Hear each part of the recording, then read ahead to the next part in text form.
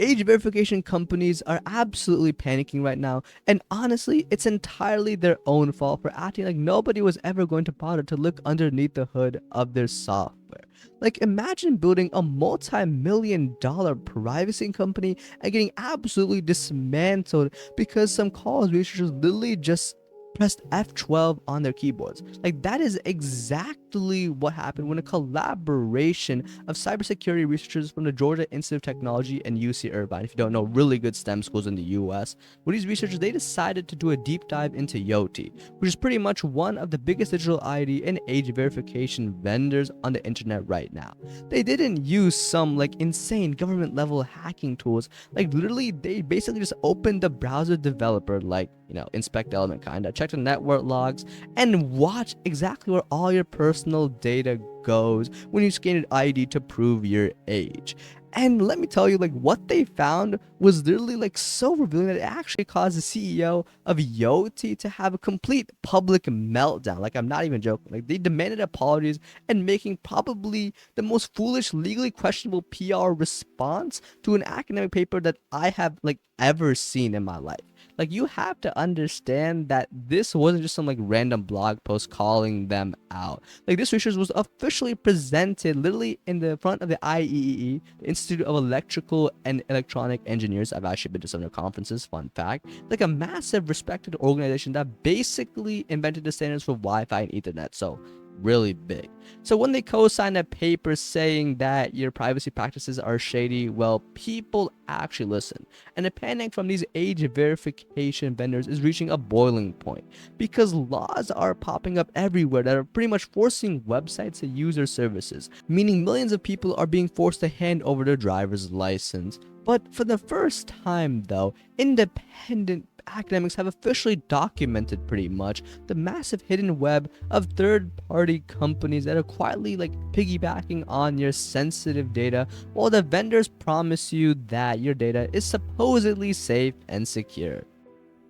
So what did these researchers actually find when they decided to peek behind the curtain? Honestly, it's exactly the kind of third-party data nightmare you wouldn't expect. But honestly, seeing it like documented in a peer-reviewed paper, well, it just makes it so much worse in my opinion. So first off, they found that when you try to verify your age, your IP address is immediately geolocated using outside companies, and their servers, will they start quietly logging the exact make and model of the phone or computer you're using, down to literally like the microchip, and incredibly even the specific hardware specifications of the camera that you are using to scan your face. But here is the absolute most important part of the entire study, which I need you to remember because it just makes the whole like CEO's upcoming crash out so incredibly funny. Like, the researchers explicitly found and literally like wrote in their paper that the actual image of your face does not leave Yoti's servers and is fully encrypted. Like, they actually gave them credit for that. However, the nightmare begins with the government ID verification, which is completely shared with a web of third parties to actually process the data, meaning your digital footprint is expanding way beyond the simple company you thought you were dealing with. And also, the absolute scariest finding though is how they handle credit card verification through Stripe. So when you verify your age using a card, the system sends the complete first party website domain directly to Stripe, which in plain English means that Stripe doesn't just get like your name and your card number, like they get a permanent like record of the exact specific website you are trying to access. Like, if you're using this to access like, I don't know, like gambling or something like that, or just anything else you would rather just keep on the down low, a massive financial processor now has a permanent, heavily like profiled record tying your real legal identity and financial information to your late night I don't know, browsing habits, entirely defeating the purpose of a so-called private verification system. This brings us to the absolute comedy gold of this entire situation. Like, the response from Yoti CEO, who apparently decided that the best way to handle a peer-reviewed academic critique was to completely lose his damn mind on the internet. So instead of taking the criticism on the chin or just, I don't know, simply clarifying the terms of service, he put out a public statement like demanding a formal public apology from the professors at both of the universities, acting as if they had committed some massive, insane crime against his company's honor.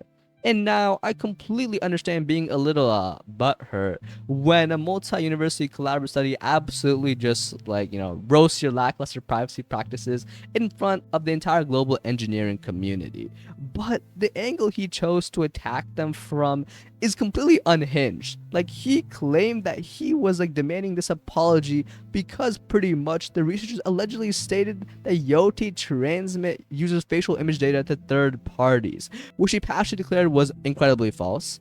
But here's the massive glaring problem with that defense. Like, the researchers literally never said that. Like, if you actually read the paper or even just like glance at the abstract, the researchers they explicitly highlight that the facial images do not leave the servers of Yoti and are encrypted. Like, the CEO completely fabricated a claim that wasn't in the study, like mischaracterized the entire academic paper to his audience, and then violently pretty much just shadowbox this imaginary accusation to make himself look like the victim.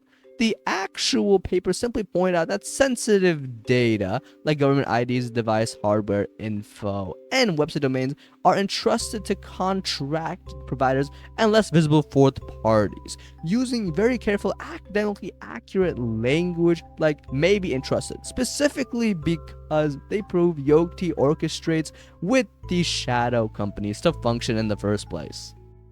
But the CEO didn't stop at just making up fake claims about their paper. Like, he just kept digging his hole even deeper by bringing up completely irrelevant analogies and just trying to set up an incredibly obvious PR trap for the universities. So in his rant, he complained about an analogy where someone compared age verification companies to a bartender who, instead of just briefly checking your ID at the door, just takes your license into the back room, makes photocopies of it, and then mails it to their food vendors. Like, it's a great analogy, actually. But again, nowhere in this entire research paper do the professors ever even mutter this phrase, meaning he is either just confusing this highly technical study with a random, I don't know, YouTube video he watched, or he's just actively making things up to be mad about it.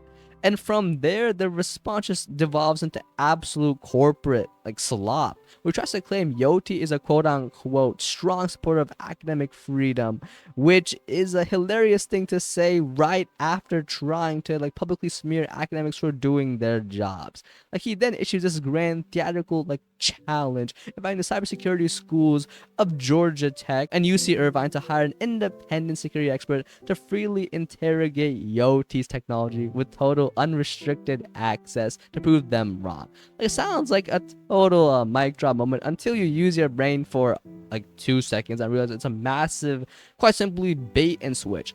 Think about it. If the universities actually waste their time and money doing this, and the auditor finds the exact same third-party data sharing the researchers already found, well, Yoti is just going to turn around and just say that the data collection only happens with their third-party systems, not Yoti itself, which is the exact loophole the original paper was literally criticizing in the first place. You cannot make this up.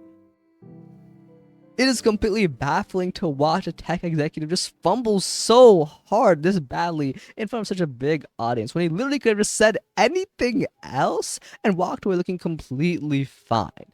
But instead, by choosing to throw a temper tantrum, misread a peer-reviewed paper, and just demand boxing match level apologies over things that were never actually stated in the first place, he just drew a massive Dion sign pointing directly at the exact shady third-party data practices he was trying to hide.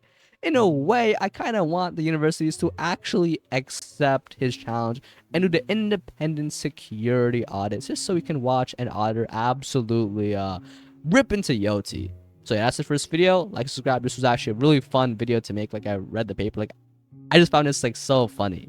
But yeah, I'll see you next time.